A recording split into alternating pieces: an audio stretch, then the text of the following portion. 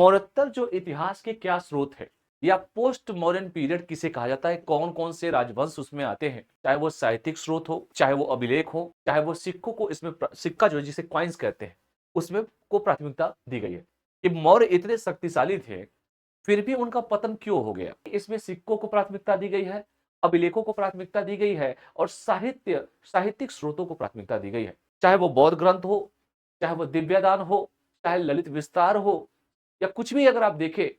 स्थितियों का विस्तृत विवरण जो है यहाँ पर प्रस्तुत करता है। सोर्सेज में हमारे जो है साहित्यिक स्रोत है बेटा, दिव्यदान है, ये भी एक हमारा स्रोत है। इसके साथ साथ बेटा अभिलेख है, सिक्के हैं, इन सभी का जो है वर्णन किया गया है।